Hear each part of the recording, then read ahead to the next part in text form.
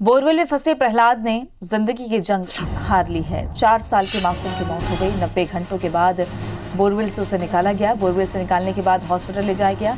Doctor ने बच्चे को मृत घोषित कर दिया। प्रहलाद के शव को पोस्टमार्टम के लिए भेजा गया। सेतपुरा गांव में 4 दिन से रेस्क्यू ऑपरेशन चल रहा था।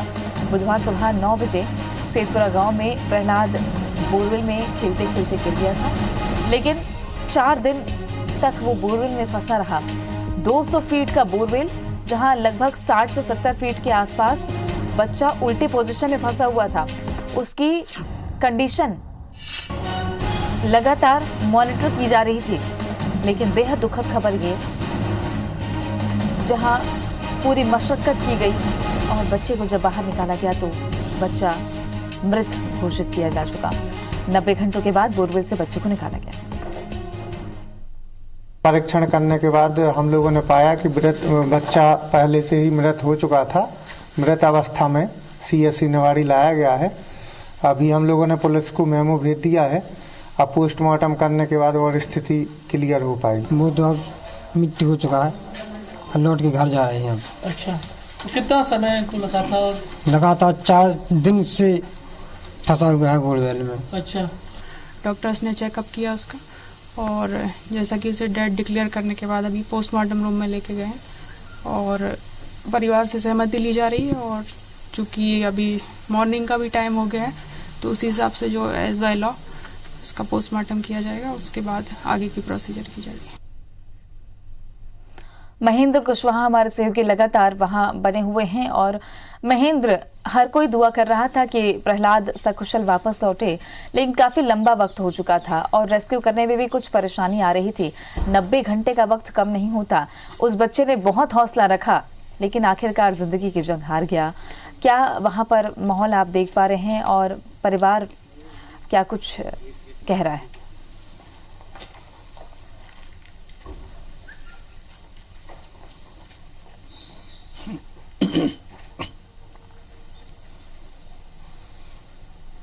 महेंद्र, आप तक आवाज आ रही है?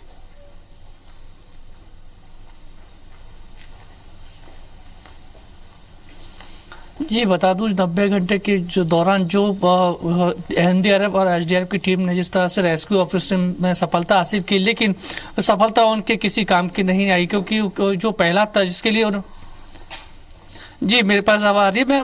मैं बताना चाहूंगा जी, 90 घंटे की जो जिस तरह से मशक्कत रेस्क्यू एनडीआरएफ की टीम और जी महेंद्र, बोलिए।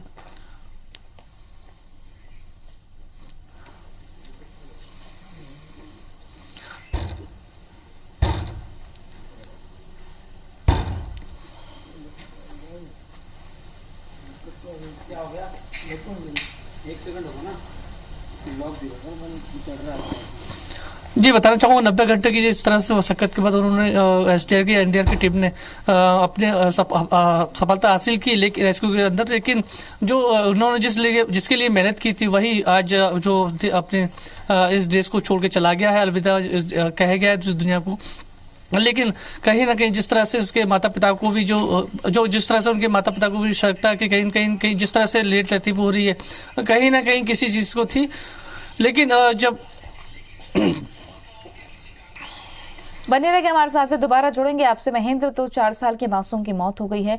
प्रहलाद जो बुधवार की सुबह अपने दादा के साथ खेल रहा था और खेलते खेलते बोरवेल के गड्ढे में जा गिरा। बोरवेल का गड्ढा खुला हुआ था। सवाल ये खड़ा होता है कि ऐसी घटनाएं थमने का नाम तो नहीं ले रही है। प्रिंस, पहली घटना थी प्रिंस की, पूरा देश एकजुट हो गया था, दुआएं चल रही थी प्रिंस के लिए, लेकिन उसके बाद ऐसी कई घटनाएं हो चुकी हैं बोरवेल में बच्चों के गिरने की। आज भी ऐसी घटनाएं थमने का नाम नहीं लेती। क्यों इस तरीके की घटनाएं लगातार हो रही है? और सबसे बड़ी बात यह कि एक सामाजिक जिम्मेदारी परिजनों की भी होती है कि बच्चा कहाँ खेल रहा है, क्या कर रहा है, ये भी एक बड़ी जिम्मेदारी होती है। प्रशासन ने अपनी पूरी भूमिका बखूबी निभाई है। प्रशासन की टीम, एसडीआरएफ, एनडीआरएफ की टीम, आर्मी के जवान, मेडिकल एक्सपर्ट लगातार पिछले 4 दिनों से डटे हुए थे निवाड़ी के सेतपुरा गांव में, और पूरी कोशिश की गई बच्चे को जल्द से जल्द बाहर निकाला जाए। गड्ढा काफी ज्यादा खोदा जाना था, 65 फीट तक की खुदाई, उसके बाद 25 फीट का टनल बनाना, काफी वक्त इसमें लगता है, ये लाजमी है, लेकिन बच्चा छोटा जिसकी पोजीशन उल्टी थी और उसने काफी हौसला रखा।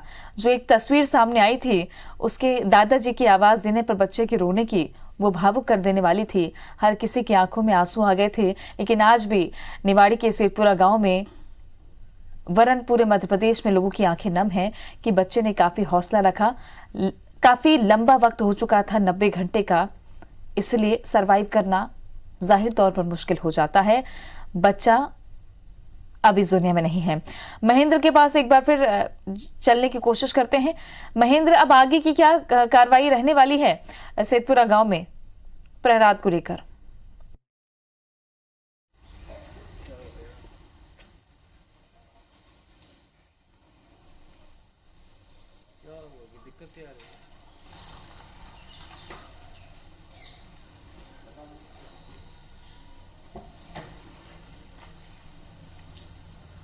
जी बिल्कुल, जिस तरह से एनडीआरएफ की टीम ने इतनी मेहनत और कड़ी मशक्कत के बाद 90 घंटे जो इस तरह से टनल को बनाया, गड्ढा खोदा, उनकी कड़ी मशक्कत जो मेहनत थी सफल तो हुई थी, लेकिन कहीं ना कहीं जब पहलत की, जब वो उनके हाथों जब वो बच्चे का शव आया तो उसके बाद उसे एक निजी अस्पताल में डॉक्टरों के द्वारा भेजा गया था, जहां पर चेक किया गया था। तो डॉक्टर को बताया कि उसे यहाँ मृत घोषित कर दिया। उसके बाद उसे पीएम भेज दिया। भाई उन्होंने एक पिता जो प्रशासनिक अधिकारी हैं, उन्होंने परिजनों से एक सहमति पत्र लिया जिसमें लिखा हुआ था जिसमें कि उनको पीएम अभी कराना है कि सुबह कराएंगे, लेकिन परिवार ने उसी वक्त उसी बच्चे का पीएम कराने की बात ठानी और उसी के बाद पीएम से उसका कराकर उनको पीएम बच्चे का कराकर परिजनों ने उसका बच्चे का शव अपने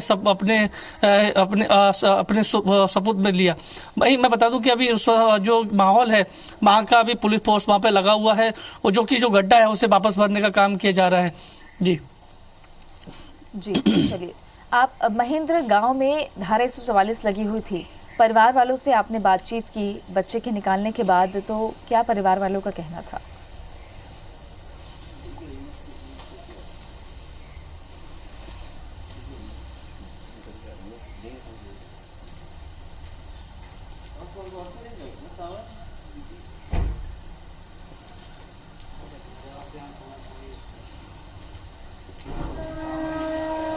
जी, जब पिता को ये बात पता चली कि उसके बच्चा इस दुनिया में नहीं रहा, तब उसके पिता से हमने जब बातचीत की तो पिता में कहीं ना कहीं उसके दिल में भी दर्द था, दुख था।